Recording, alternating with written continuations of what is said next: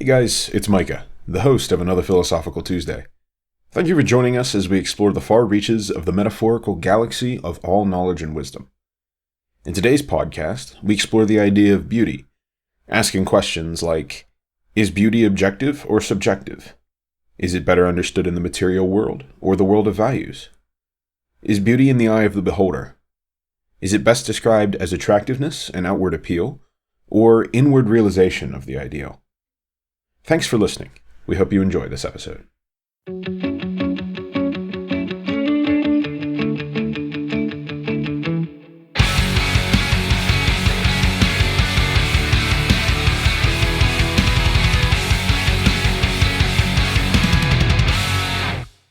Welcome to another Philosophical Tuesday, where we're adults, but barely. Today, we're going to be talking about beauty, and helping us with that discussion is going to be Josh Charlton. How you doing, Josh? Oh, I'm doing swell, Micah. You're looking awful lovely tonight. I'm just beautiful today. Yeah, I can tell you did up your hair and your makeup, and you're just looking gorgeous, really attractive. But not quite as attractive as the wonderful soulless ginger, Josh Smith. Why, thank you, Josh, and I just really have to double down on your proposition that Micah is absolutely stunning tonight. It might just be that he decided to look all prim and proper for tonight's discussion on beauty. But let that be for the man himself to tell you. He really is quite the encapsulation of beauty tonight. I figured, I do believe we just said it in a podcast where we said something about me being a 6 that night. I think tonight, it's fair to say that I look like a 7 tonight. I've been upgraded to a 7. Now let's not get too ahead of ourselves, Micah. Okay. We're getting close. You're a 6.9. Yeah, I'm 6.9. 6.9. Okay. I'll give you that. I just thought I would, since we're talking about beauty, I thought I would make myself the subject of our discussion tonight. Yeah, let's just talk about that. Josh, what do you think is Micah's most beautiful feature? I think the beard's coming in pretty nice. It's looking a bit fuller. I agree. Full, but not too full. It's just like the perfect thickness to run your hand through. That's better than either of you can do. Yeah, it is. I've been growing this out for like a month. It's nice. I mean, you got a little something to speak of there on your lip. So yeah, it's kind Josh of has been growing out his clean-shaven good. Chin for a month. Yep, that's right.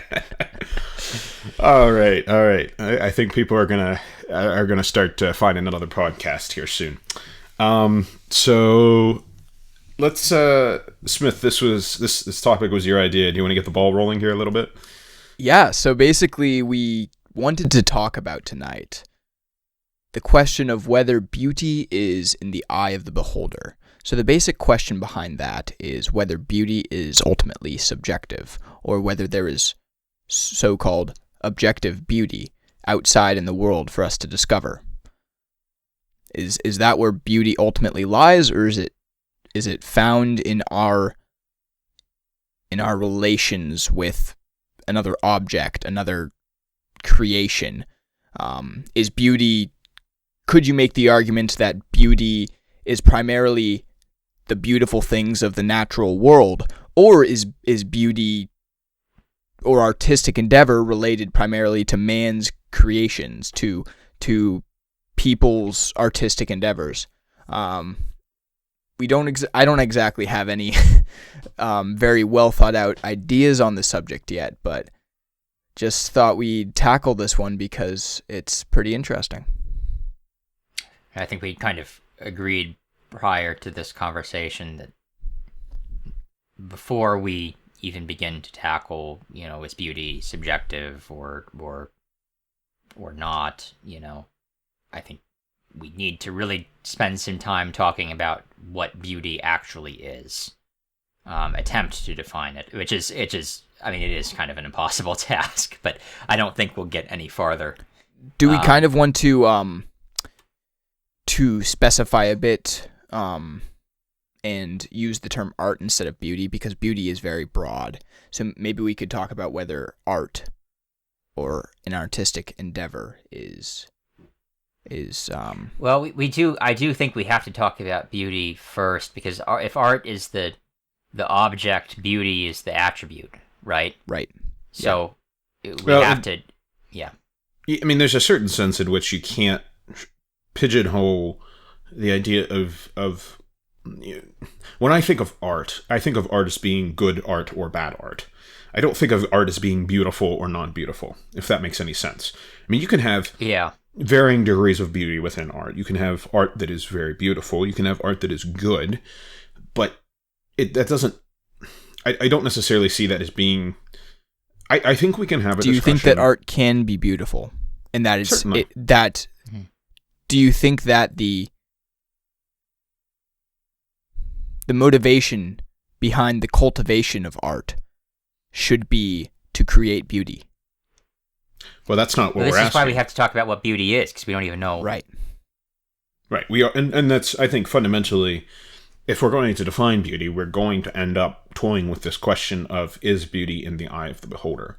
I think a good illustration here is the illustration of how we make a judgment of something that we perceive. Okay, beauty, I think we can agree, is an attribute that we attribute to that we place on something. It's something it's a characteristic that we attribute to something when we perceive it. Okay, now is that all beauty is, or is it more than that?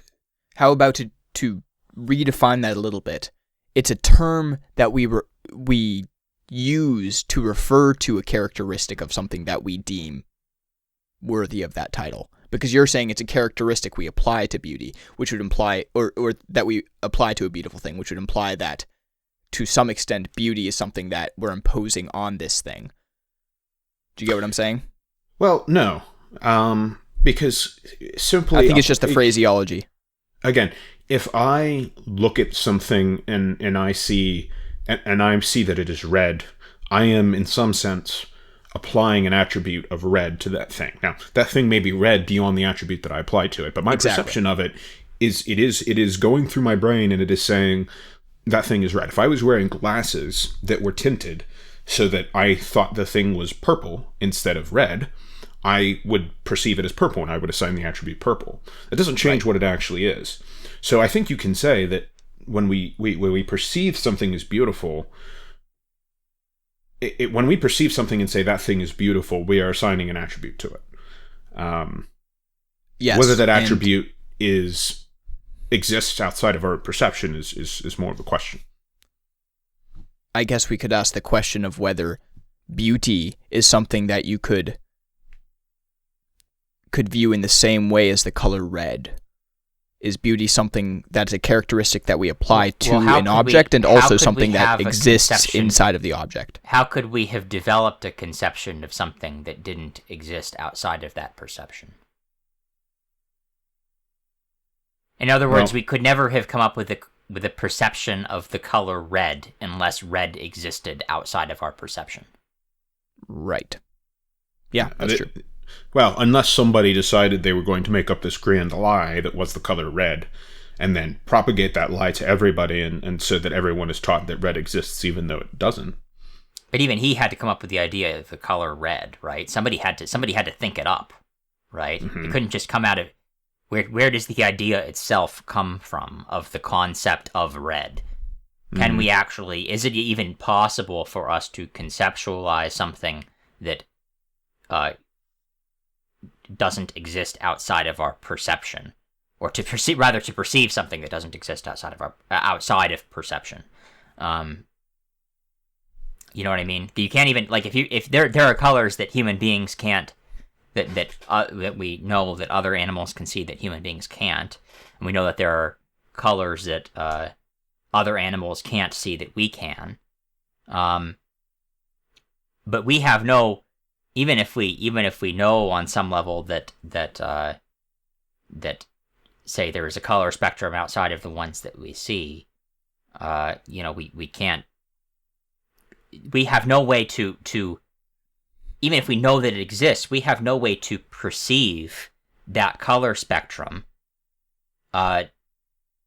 just through kind of the idea of it, right? Okay, so here That's a good has point, to be able actually. to be experienced. Here I No, think that's a we very might good need to point. make a distinction between the abstract world and the concrete world. So in the world of material things, you cannot conceptualize something that does not exist. You might be able to conceptualize something that's a conglomerate of things, or that is a higher, well, perhaps a more perfect idea of something that does actually physically exist. But when it comes to the world of the spirit, that's a whole nother question. And I think we might need to bring beauty into the world of the spirit rather than the world of the concrete, which red would be in. What do you guys think on that? I agree with that. I've always kind of considered beauty to be more along the lines of, as you say, the realm of, I might call it the realm of value. Sure. Which is not material. Okay, that makes more sense. Yeah, I wasn't quite sure what you meant by the realm of the spirit.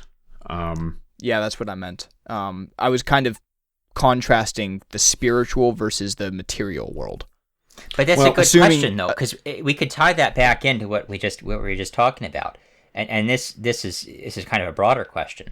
But if we can conceptualize, is it actually separate? Is it actually different? Is the realm of is that principle that we attribute to the material, whereas it's impossible to, it would be impossible to conceive of something that we could perceive that didn't actually exist in the realm of the material.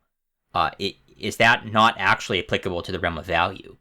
In other words, if we can conceive of the idea of beauty as a value, couldn't that not be taken itself to be proof of the existence of an objective idea of beauty? Otherwise, where could we have derived the concept? What do you mean end of by an an ideal objective beauty. idea? Sorry, Micah. Well, I think he means it in the very Platonic sense. If we can conceive of beauty, then there must be an ideal that is beauty, and that ideal can be concretely, Embodied. at the very least, it can be sought after. I think this is. I think we're kind of slightly tiptoeing around this idea. I think we've also stated it several times, but I think it is obvious to me that, as we said, if we can perceive beauty, then beauty must exist. Now what is it? That's another question. And is there any subjectivity to our perception of it? I mean, we all have different ideas of what is morally good, but they're all sort of revolving around this. Typically, at least for the three of us, our ideas of what is morally good would revolve around sort of the same central ideal of what is good. It might be tainted here and there with different notions of what good is, but it's still sort of. Does that make any sense? I think it makes some sense. I do want to kind of bring up a counterpoint, and it's more of a counterpoint for the sake of clarity. So when it comes to perceiving beauty and therefore assuming that beauty exists, could we not say then that, like, let's say I walk outside the house and I see someone who's like doubling over, they look like they're in great pain, and so in that moment I label their experience with the term pain.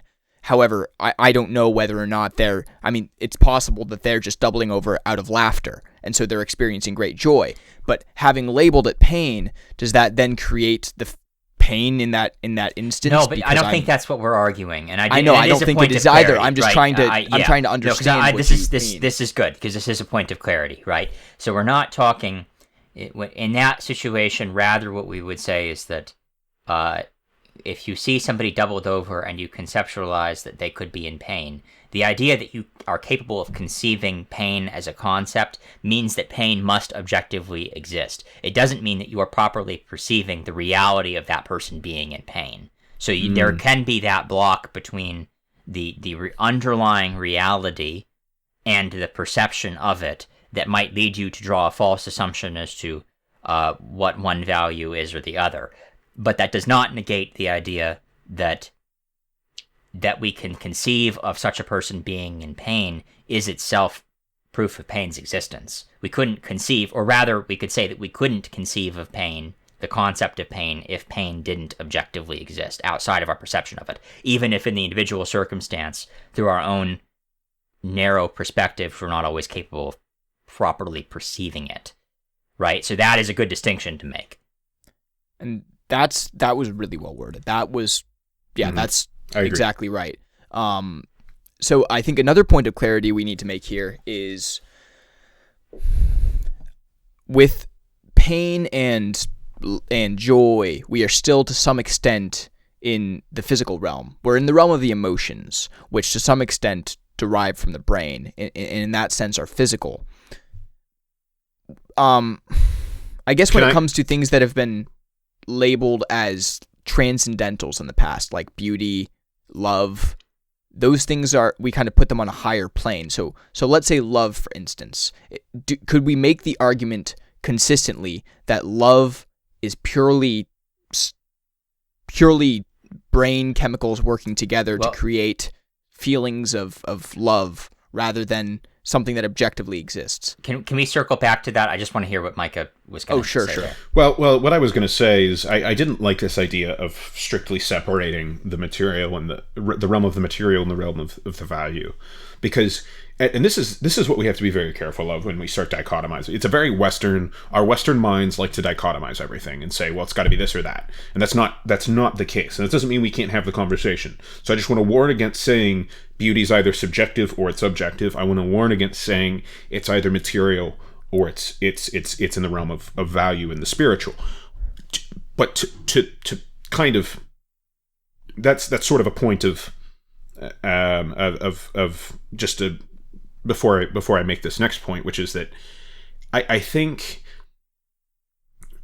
going back to the illustration of the man doubled over in pain, the man doubled over is the physical reality. That's the that's the realm of the material, and the realm of the material. In that case, we said, right, you perceived pain from a observation, from the perspective of the observer. There's pain. From the perspective of the man doubled over, he might be cracking up laughing. The material reality is that he's doubled over. There is an actual value to be assigned to what he's experiencing. We've perceived it incorrectly, but it's still there. When it comes to beauty, I think you can sort of have the same discussion. I mean, there are things that are really beautiful, and that there are material things that can be really beautiful, just as there can be materially real experiences of pain. Whether or not we're good at picking out which ones are the real thing and which ones are just, some fault in our ability to understand or some lack of information, is I think more the question. I don't think it's a question of. I think that. Can anybody pick up on that? I don't know. I think you're getting at something that's exactly correct. And maybe I think I can articulate this. Maybe I see no reason, and I think this is kind of what Mike is getting at. I see no reason why it is we ought to kind of artificially separate the material, the realm of the material and the realm of the value into two separate categories. And the reason for that is very simply this, right? So I don't know why it is I ought to conceptualize of my perception of the material and my perception of value as being two separate things, because the lines there don't seem to me to be rather arbitrary. So for example, when I look at the desk that's in front of me, what am I looking at? What am I seeing? What am I perceiving? Well, if we're limited to the realm of the material, right, and we're separating that out from the realm of value, then what I should be seeing is a bunch of randomly assembled atoms that together form little tiny chunks of wood that have been assembled in their various different ways, and I'm kind of I'm atomizing things down to that level, right? Because that's materially what exists in front of me. And then over there's a little bit of metal, and over there. But that's not what I'm actually perceiving. When I look at my desk, I don't see that, right? I see a desk. Why do I see a desk and not a random hodgepodge of wood and metal that is separate, say, than my bed over there, right? Which is also composed of very similar substances as the desk in front of me, but I don't perceive it as being the same object. I perceive them as being two different objects, delineated not by their composition of materials, but of their use, as their utility as a tool to me, which is a value statement. It's not, we don't actually perceive objects, right? We're perceiving tools. Now, for those in the audience who may not know, I'm a computer science major. I spent a lot of time with computers and learning about things like that.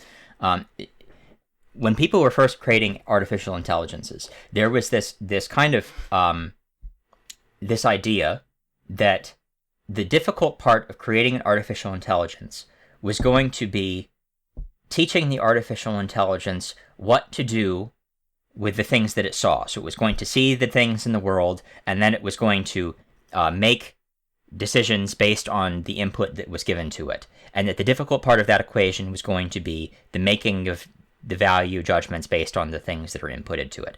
But actually, the difficult part proved to be getting them to see, because as it turns out, seeing is basically impossible for this very reason, right? We don't actually see material. We see tools. We see values. We see things based on their use. And it is very difficult then to arbitrarily separate the kind of the material from the value, because we operate inside the realm of the value. We operate as human beings inside the realm of the value and of the narrative and of the immaterial. Even though we're right. and our ability to kind of perceive things with our five senses or not seems to me to be an arbitrary delineation of that, because there's no you can't perceive with your five senses that the thing in front of you is a desk and not a bed. That's a value judgment. And we don't even know how we do that. We really don't. That's why we can't create artificial intelligences that are smart like we are, because we have no idea how it is we're able to actually delineate the desk from the bed. Like, it's impossible. Even beyond that, there's another level that is missing for AI that humans possess, which is when you see your desk, you do think that it's a desk, but you also think of comfort. You think of security. You think of ownership. You think of, like, this is my desk, and it tells you a lot of things that you were sitting at your desk, not just that it's your desk. And you have no way of it is a complete mystery how it is. I mean, our brains are so tremendously complex. The idea that we could differentiate my desk from the desk next to me, or the desk 2 rooms over, or even differentiate my room from the room 2 rooms over. I mean, it's so unbelievably amazing. And we really didn't, I think, begin to appreciate that until we started working with artificial intelligences, because we have no idea how this works. And so, kind of making these arbitrary delineations between these arbitrary, categorizations of the material and the immaterial, or the material and the value system, or the material and the narrative system, to me it is ultimately arbitrary, because we don't actually think like that. Nobody actually thinks like that. And that was kind of the scenario we were trying to play out, was, are they arbitrary? And that's kind of why I was asking the questions I was, to kind of guide us in the direction of seeing if there was that divide. Mike, you got something? Yeah, there's a flip side to what Charlton was saying too. And maybe I think I might have lost this. I think it might still be there. Josh was saying, in a certain sense, that there is the things we perceive as values. I think I had it and I lost it. There's I'm okay, so I've got a desk here. Okay. So I look at that and I see there's a desk, I see function, and I see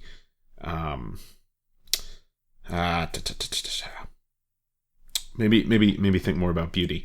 When I see something and experience something beautiful, it's not just that I'm... What am I trying to get at here? I had it and I lost it. It was... When I see something beautiful, I see something that is... I'm reacting to a physical reality that is there. There is a material...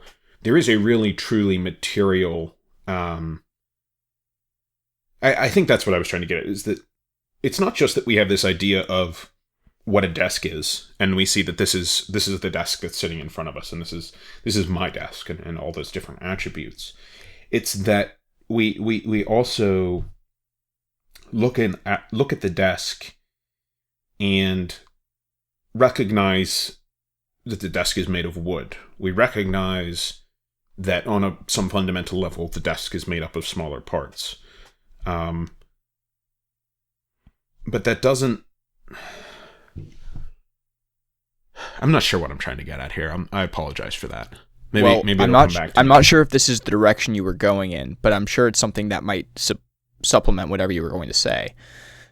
There's perhaps a sense in which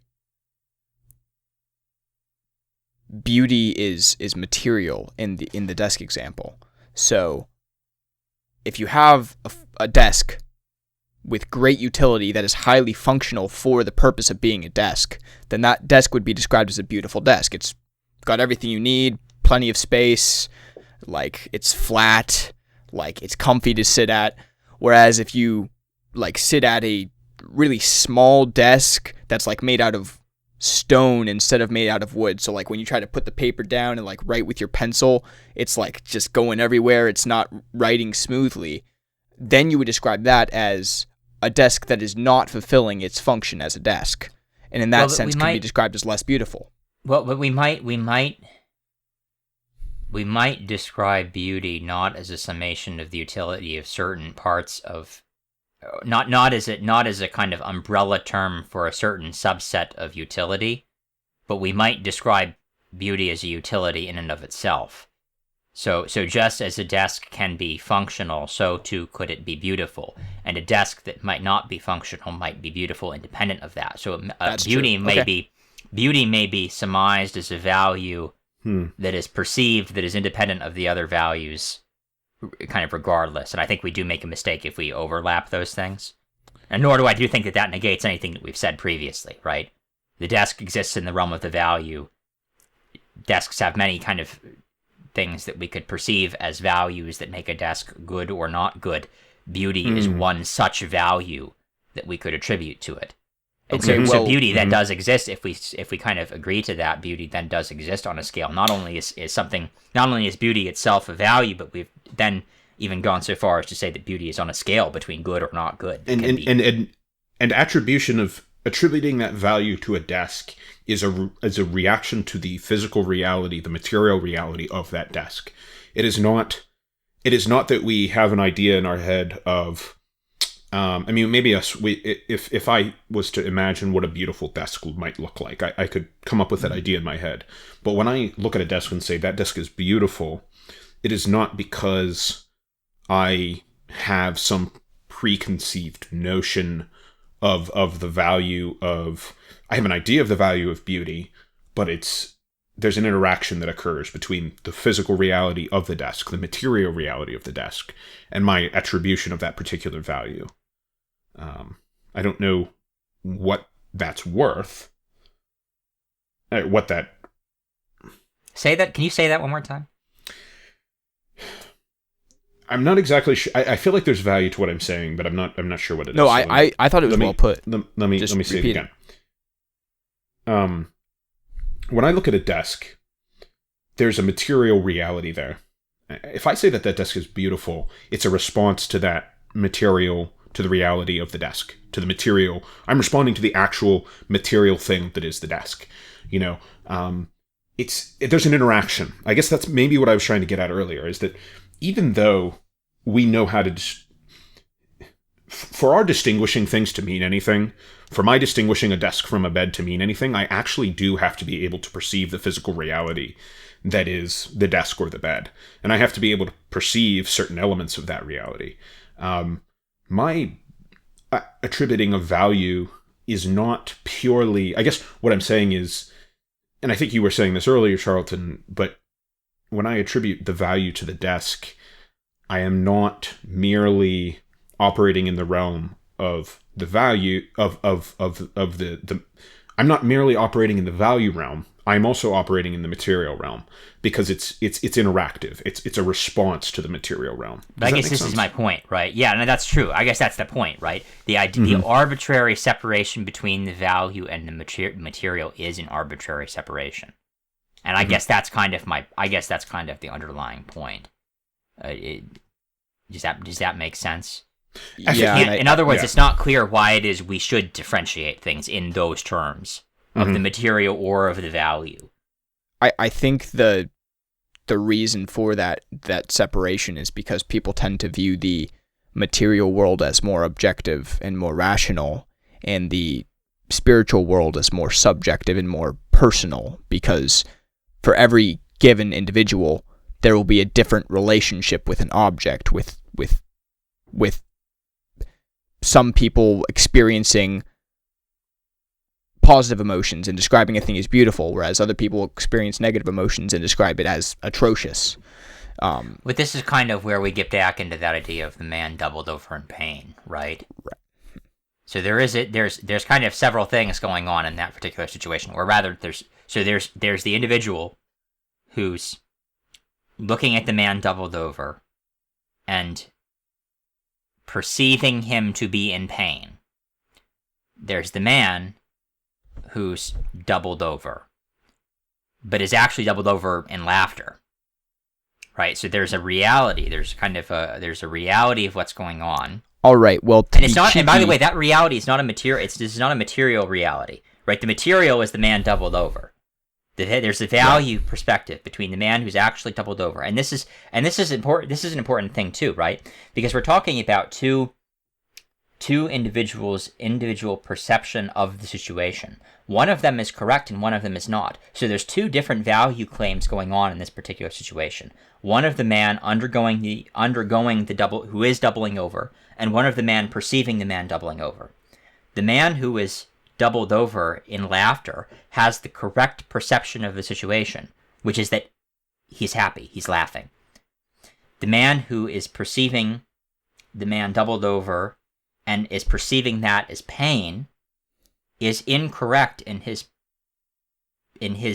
seeing, right? In his perception, in his value attribution to the perception. The material is the same in both situations. It's both a man doubled over. Same visuals, same noise, all the same stuff, right? It's the difference in the values, and one of the values is correct and one of the values is not correct, right? Which in and of itself, it seems to me to be a proof of the idea of an objective morality, an objective value, right? Because one of those values was correct and one of them was not. Somebody was perceiving the value incorrectly.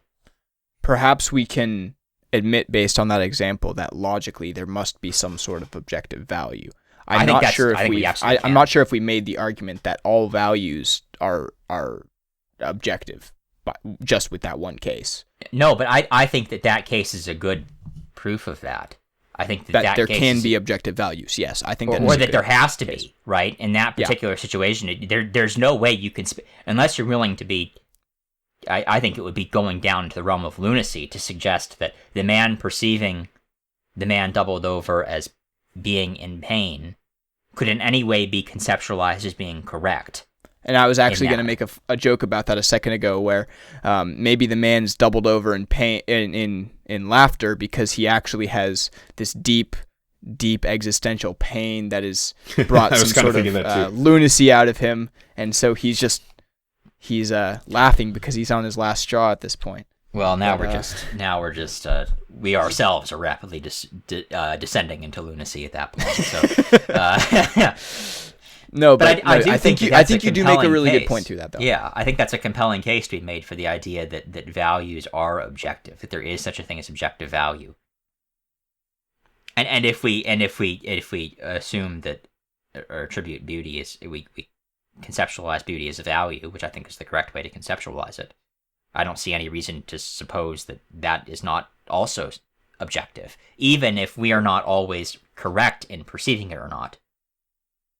Yes, so somebody may see something. I think we have kind of built a case for that so far. Josh, do you have anything more you can say about beauty as utility?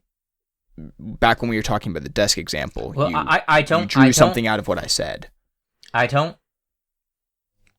I would be hesitant to conflate those two things. If we consider utility to be a value and beauty to also be a value, sure, those are two separate values. They may be aligned or they may not be aligned. But I think we're making a mistake if we're forcing those two values to be one and the same. Well, and I was not trying to suggest that. I was trying to suggest that perhaps utility is one component of beauty, although not subjected to beauty itself. I was trying to say that perhaps if there is a thing that exists that does not have, it is not fulfilling its function, then that thing is not beautiful. So I was trying to toy with that idea. Okay.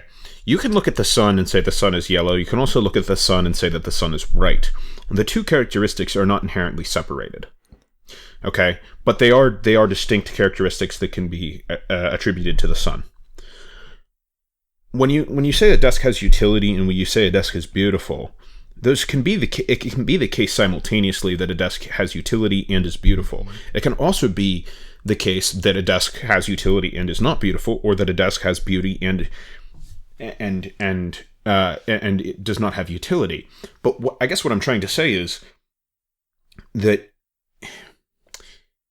they don't have to be entirely separate attributes. When you apply a value like that, it doesn't necessarily have to be that the values are separate.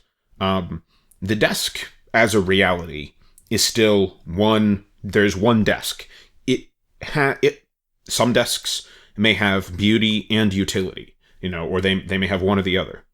But it's still one desk, and the reason that it is beautiful or has utility is because the desk is what it is. Does that make sense? I mean, I don't, sort of, but I think that's kind of what was already more or less said in our... Yeah. It's not that it wasn't true. It just. I think that was kind of what I was saying, right? Which is that those two things are.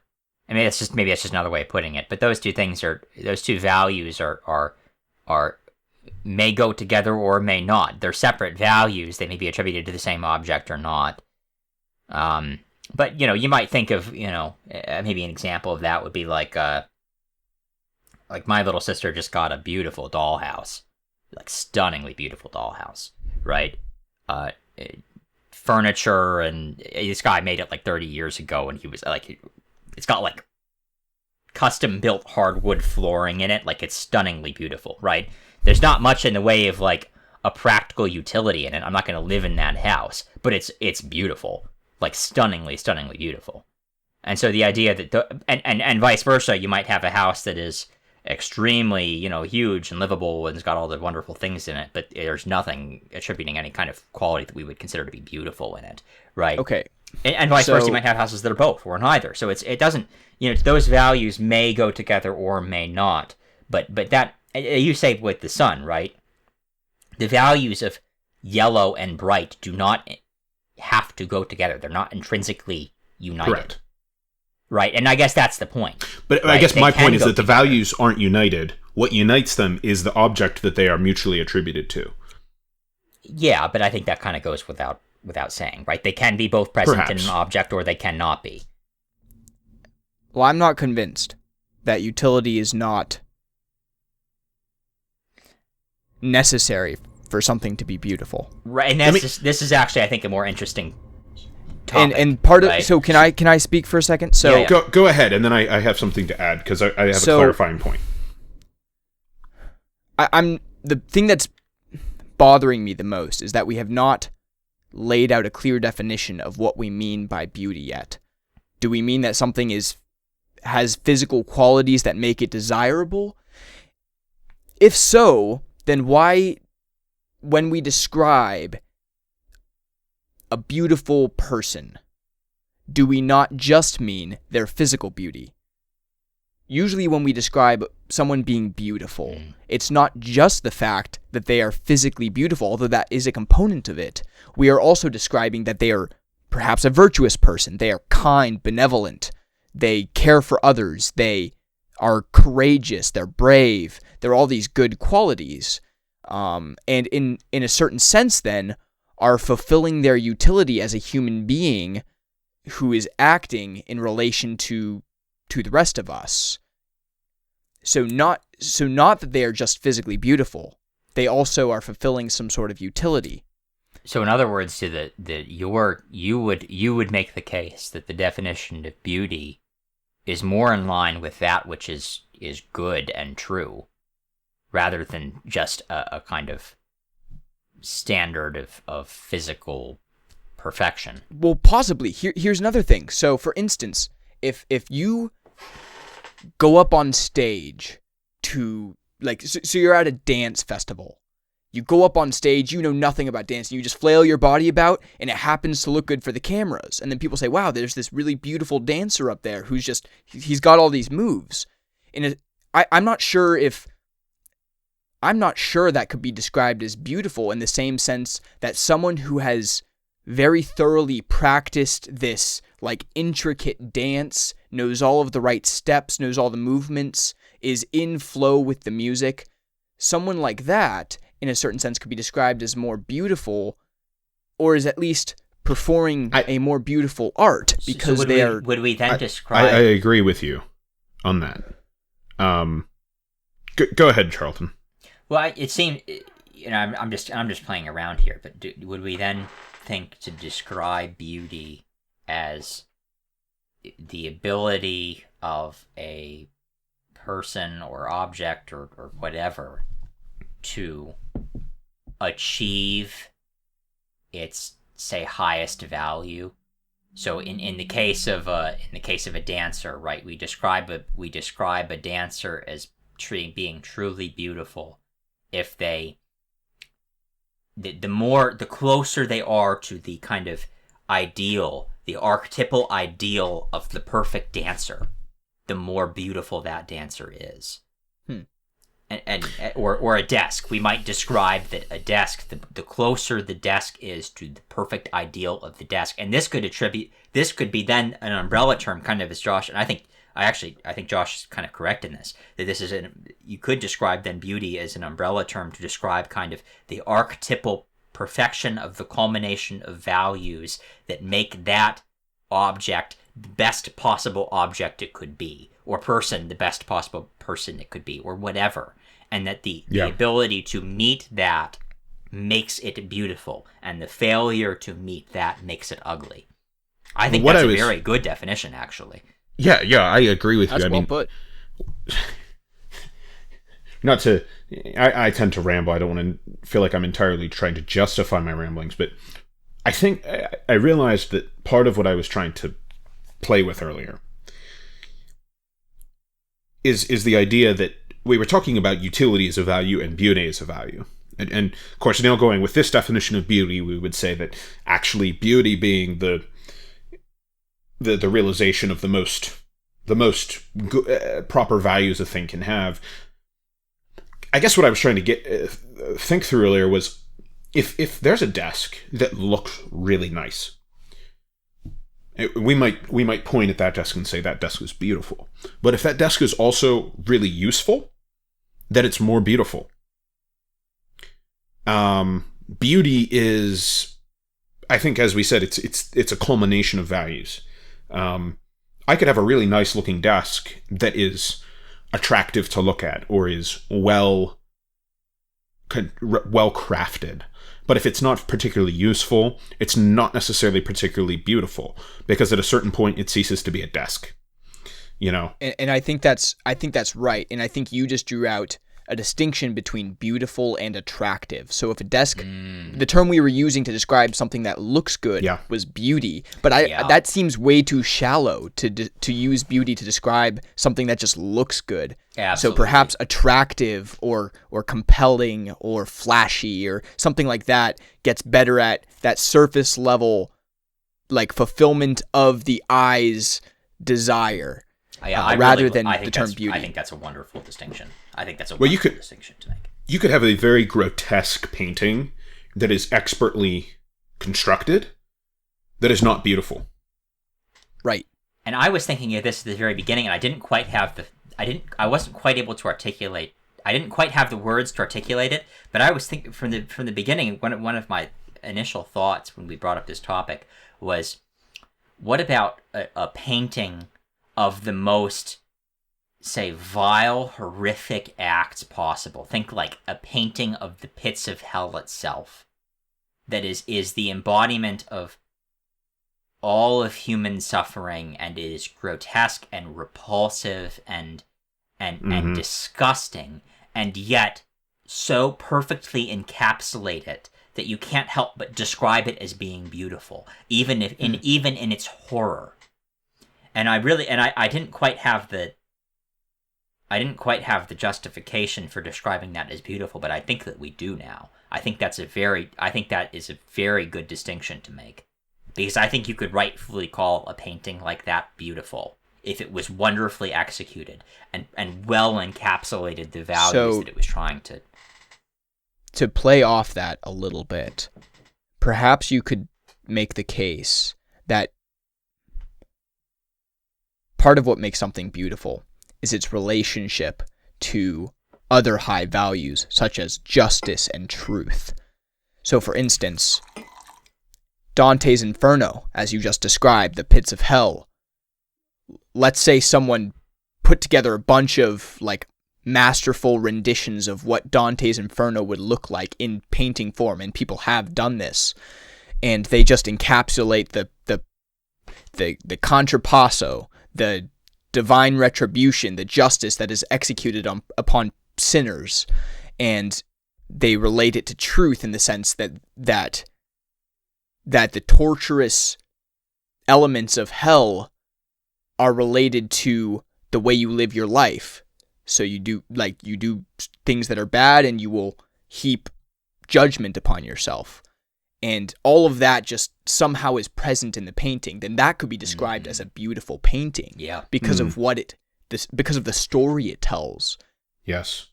I think that's exactly right. So long as there is a value in mind that is good, I think if you painted something like that and expertly constructed it, and it was very, we could say, objectively well done, if the emphasis, the value emphasis, was on the horror itself, for the sake of horror and for the sake of grotesqueness and for the sake of disgust, I think, well, and maybe this is more of a question. Would that be different than if it was for the sake of the justice that is being executed upon sinners? Is one more beautiful than the other? Because in one case, we're upholding an image of the grotesque. In another case, we're upholding an image of justice. One is a good thing, one is a bad thing. So this kind of gets into another debate that I could see about this concept, which is, so this would kind of take us into the realm of art more than of beauty. But which is more important, the viewer's perception or the artist's intention? Which one is the fundamental essence of the work of art? Well, before we go into that, can we just go back to what Micah was saying there? Because I do think that was an important. Okay, sure. And I do want to get to that, but I just what Micah was saying there about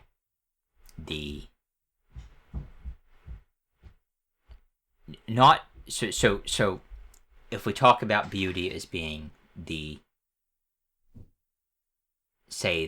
ability to achieve the kind of archetypal value standard that we're attributing. So if the desk, the most beautiful desk is the desk that on every possible metric that we could describe a desk as being good, achieves all of those goods to the maximum possible potential, right? So if that's, we kind of talk about beautiful as being in those lines, right? Micah, I think, makes an important distinction between the as to what the good in that scenario actually is. In other words, the good in that scenario isn't just the ability to meet any standard or any archetype, but the best possible archetype, the best possible standard, right? So it's not just it's good because it's hideous for being hideous's sake, which is a particular value set that we're going to attribute to a particular. This is the thing that we're trying to achieve, is just something being hideous for hideous sake, and it does that successfully. That's not as beautiful as something being hideous for the sake of conveying a very powerful, potent truth about justice, which is a better value than just being hideous. Yes. Right? And I think that's an important thing. I don't want to gloss over that, because I think that that's an important thing that Micah just touched on, that the value part of that actually matters. The value part of that is not arbitrary either. It is actually based on objective value sets. There are some values that are better than others. So the most beautiful desk isn't just the desk that best achieves, and this might go to it kind of plays along with what Josh was just saying, right? The best possible desk, the most beautiful possible desk, isn't just, and maybe actually I'm not going to talk about desks anymore, because that's kind of a lame topic. The best possible painting of hell isn't just a painting that best meets the value set of the painter or of the person who perceiving the painting. Neither of them. The most beautiful possible painting of hell isn't the painting that best acclimates the artist's value set or the perceiver's value set. It is the painting that best encapsulates the true value set, the objectively good and right value set. And that is what makes it beautiful. And that then actually distances this conversation, because now it doesn't actually even matter then what the intent, it doesn't matter. I was just going to say, completely nullifies the next point I brought up. Yeah, exactly. It actually is more about the value, the objective value set. It's about God. It's about religion. What is the true, good, objective value set? And I think we already made a case earlier for this that value set has to exist. And for no other reason than we can conceive of it. And then it completely reframes the conversation, because then we're not talking about the artist or the painter. It is the objective underlying value set, not material, objective underlying value set, the truest possible, best possible, goodest possible value set, independently of how repulsive it may be or whatever. It that is the value, and the better that the object encapsulates that, the more beautiful it is. Which makes, in other words, God is the most beautiful being. It actually opens up this interesting possibility that something could actually be more objectively beautiful, can be more in line with the good and the true than the person who created its own value set is. Yeah. I could have a value set my value set is most definitely not perfectly in line with the moral right, the objective good. However, I could still create something.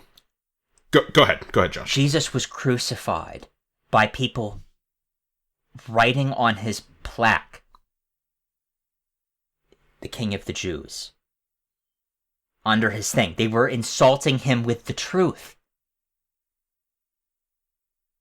beyond their own intentions. And it's beautiful. They didn't even intend it to be. No, that's actually a very good point. The crucifixion is a very beautiful thing. In its horror, it's still a beautiful thing because of what it represents. But the actions of the people who are implementing it, right, were contributing to it, which is so tremendous. Despite their evil intentions in doing it, they were actually, despite the worst of possible intentions, they were in their actions praising the Son of God, literally praising him in their words and in their actions as they're crucifying him. I mean, it's tremendous. Yeah, and the verdict they sentenced him with was basically that he was the Son of God. Yeah, that was the verdict. That was what was on the plaque with the crime on it. The King of the Jews. Mm-hmm. And in their hatred and their evil, they write something that is so unbelievably true and beautiful that it there's a reason why we're still talking about this 2,000 years later.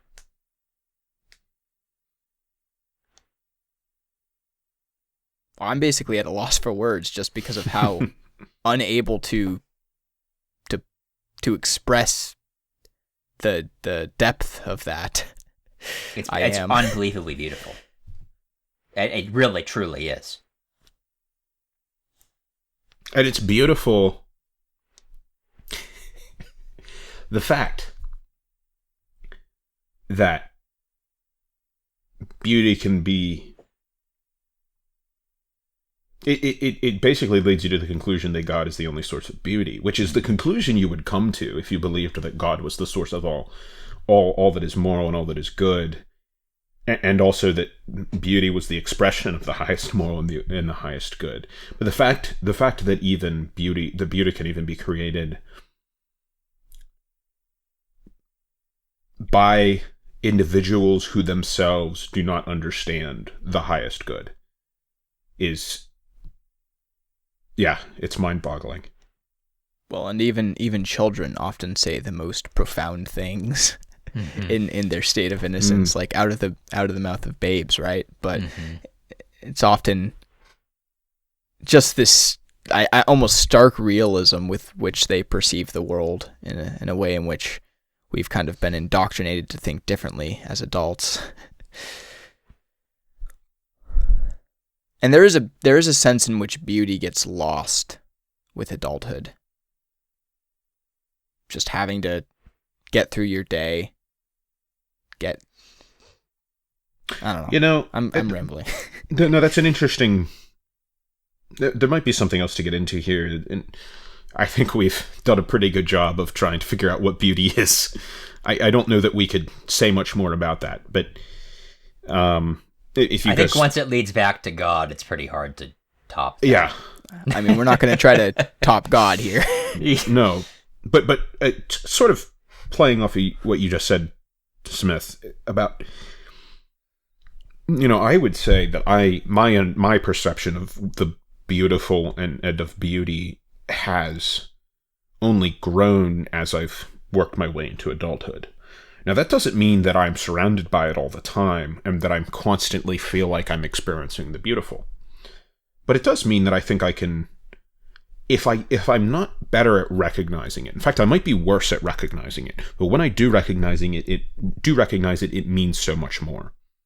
Because I'm recognizing it in spite of the distractions and the complications and the things that beset, you know, the reason a child is able to be so profound in some of the things they say is, I think, sort of as you said, it's because their perception of the world is untainted by not society, but just by the fogginess of their own minds and their own thoughts and of information. I would also say that a child is unfiltered. We almost find a certain degree of shame in saying these kinds of things, in attributing the kind of real depth of beauty, speaking beautifully, and admiring beauty is almost it's almost shameful for a grown man to kind of stand in awe of something like that, or be drawn to tears at something like that, whereas the child is unreserved. They see something beautiful, they'll tell you about it. Yeah. A grown man may be more reserved in that, out of a desire to appear more socially acceptable, or to not be seen as being weak, or kind of succumb to the societal pressure, which tells us that we really shouldn't. Well, and one reason that's true is because although children have those moments of insight, they also say the stupidest things. They lack, like children will come up with the stupidest theories for things, even though they say some of the. And the fact that they say those things doesn't mean they understand them, right? Right. And they lack the great ability to think abstractly and develop like strong values in the same way that adults do. And so part of the reason that adults are reserved about sharing their feelings on those things is because in your day-to-day life, the abstract value of status and like being accepted by your peers is probably more useful than the appreciation of beauty. And so adults recognize that, and so they're pretty laid back with the way they talk about things like beauty. Maybe reserved is a better word. And it does come with a certain sense of mocking, truly. If you openly appreciate, and I know I've run into this in my own life, where you get a little bit too nostalgic or kind of caught up in beauty for your own good, and that comes with a certain sense of ridicule from your peers. I've experienced that. I know you two have experienced that as well, and it's really it's sad that happens, but it's true. It does happen, and maybe out of a. And I don't know why that is necessarily that people tend to have that response where they might ridicule someone for that. But I know I've personally experienced that. Get a little too caught up in your own emotions, your own kind of deeper sense of beauty or poetry or whatever you want to call it. And that does have a certain sense of stigma. Particularly as this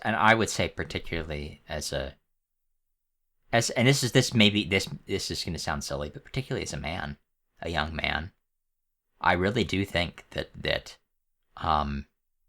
there is a certain subset of our peer group and our age group who really tends to look down on that.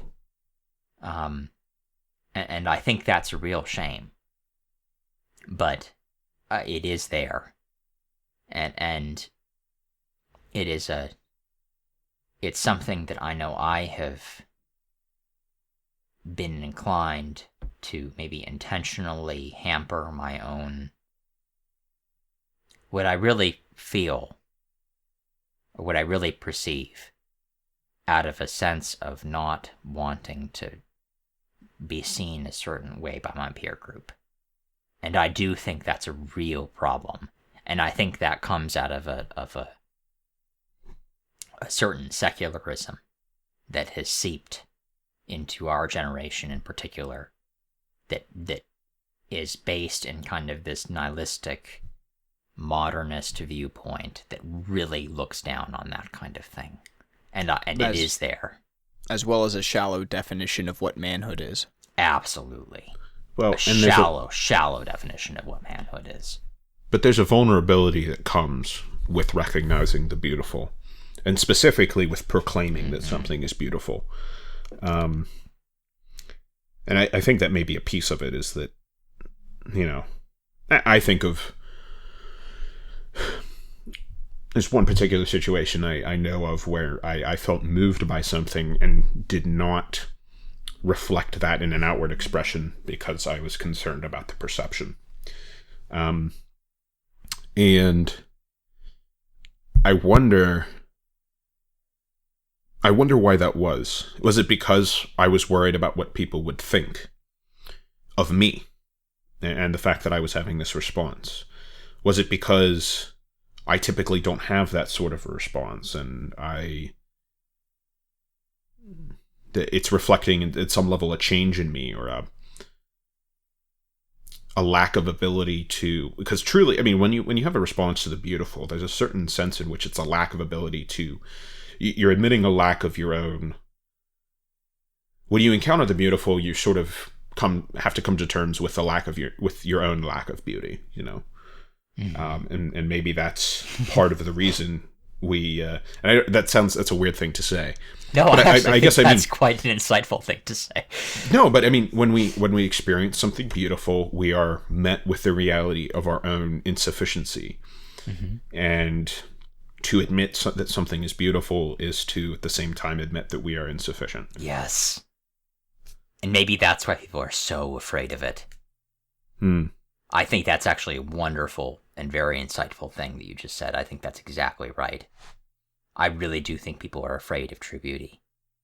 Because to admit, and if we go back to our previous assertion, that true beauty, the most beautiful thing that we could come up with, that is in existence, is God, right?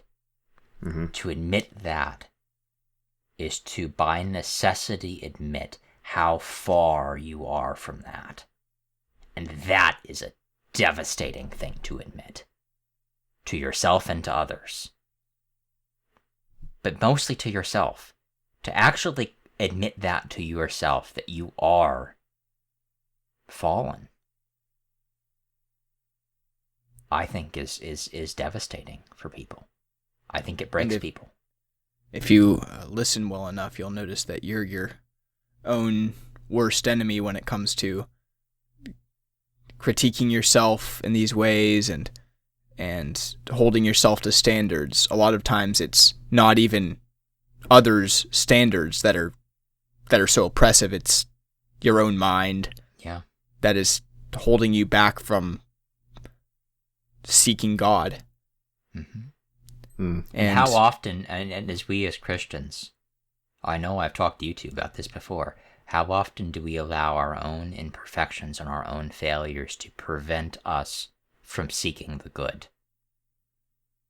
Out of a sense of our own depravity. I know I felt that, and I know you two have as well. It's a real problem. Well, and it's because it's easier to just do whatever you want impulsively, to just be lazy and not answer the call to action. It's easier to just settle for complacency if you know that you're so I think there's kind of two different sides of this coin. So you know that you are so insufficient and you just, because of that, completely lack the motivation to pursue everything worth pursuing, or you kind of buy into the societal shallow conception of manhood as sufficiency. And so then you kind of idealize yourself or aspire to be that perfectly sufficient human being who does not need simultaneously, beauty. Josh. I'm sure it is. It's both. I mean, it is. If you do not come to the place where you have to realize your own insufficiency, it's subconsciously there. You are aware of it. There is no one who is not aware of that on some level. And the pursuit of some sort of substitute for that is exactly what we're afraid is going to be torn down whenever we allow ourselves to be vulnerable. Right. Because vulnerability, it works against this alternative. We have that alternative pursuit of the appearance of sufficiency, and vulnerability works in direct opposition to that. That's a good way of putting it. Because it's admitting that we aren't sufficient. It's taking a step backwards in that regard, which is why if we're trying to portray to a group of people, our peers, our family, whoever it may be, that we are sufficient, that we are what we need to be, it can be very difficult for us to then in turn be vulnerable with those same people because we're contradicting ourselves and being very upfront about how insufficient we actually are. which just tears down that whole construct. And the cure for that ultimately, I think, is the recognition that we're all that way. Mm-hmm. And that really is what people have to realize. As much as people may pretend or may put on the front. And I think social media has come a long way in this. You know, you kind of only see people nowadays through the perception of their social media accounts. You know, their kind of perfect life that they put forward. Look at how wonderful my life is. Look at how wonderful a person I am. All the wonderful political stances I take, and all the wonderful things I believe, and all the wonderful things that I do on a day-to-day life. And it's all a lie. It really is. You talk to anybody for more than 30 minutes, like really talk to them, you'll see what kind of person they are. What kinds of things that they do. And they know it. As much as you may try to pretend otherwise, and this is maybe the great lie that we tell ourselves. Yes, it's easy. It's easy to deny these things. It's easy to act this way, but it doesn't make people happy. It doesn't give their lives meaning. No. And they know it. It's something that humanity has been searching for so long. Yes. How to just appear however you want to other people. And social media seems, in a certain sense, to be the answer. For modern society, like, you can put forward your most positive qualities, tell people about the most positive parts of your life, and in so doing, almost, for a lot of people, convince yourself that you have it so great. Convince yourself that you don't need anything deeper, like beauty, because you have it all. Look at how many likes you got on your last post. And it goes even further when you bring in the concept of filters. You can literally change your physical appearance on a screen to match the ideal person that looks like you. Yeah. And in so doing, believe that you're beautiful. I mean, it's really horrifying. It really is. And you are, the thing is with filters, in a certain sense, every human is beautiful, whatever that means. I believe that strongly, that every human is beautiful in a certain sense. But the problem is thinking that you can make yourself more beautiful by pretending that your features are different than they are through a screen. And it's a horribly vicious cycle, because what you end up in is this idea that I can arbitrarily, through the use of social media, I can arbitrarily make myself more beautiful than I actually am. And I mean beauty in the way that we've actually described it, right? Not just physically, but in every other way. You can arbitrarily make yourself more beautiful. And not only that, but you perceive people, because everybody is doing that, you perceive people as being more beautiful than they actually are. And real life does not hold up to that. So why would you ever leave? You get stuck in these what's the new Facebook thing now? The you know what that's called? The new Meta? Virtual reality. Yeah, the metaverse. You get stuck in the metaverse. You get stuck in your computer. You can't actually hold a real relationship. You can't actually hold a real conversation with a real human being. You get stuck in the metaverse. You get stuck in the computer. It's terrifying. Well, part of it is because anything can happen in this metaverse with no consequences, or at the very least, very few real-world consequences. I can't help but,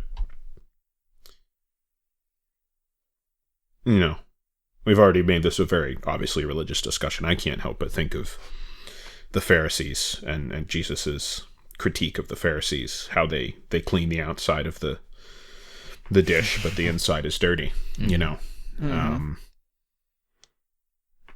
I mean, what were the Pharisees doing but putting on an image of sufficiency on the outside and failing to change what was on the inside? And they made such a they made such an issue of physical rituals such as hand washing. And Jesus responded by saying, and of making it's sure not that what goes into a man that defiles him, but what comes out of a man. But it wasn't just what they did; it was their intentionality about making sure other people saw what they did. That's where I see the parallel to social media. Sure. That because it's that is what social media is. It's like, look at this beautiful sandwich that I'm eating. Why on earth? Like the fact that, like, in a vacuum, that seems so weird that you would take a picture of a sandwich because it looked nice and show that to other people, and have some sort of motivation for doing that. It's like, what are you trying to do?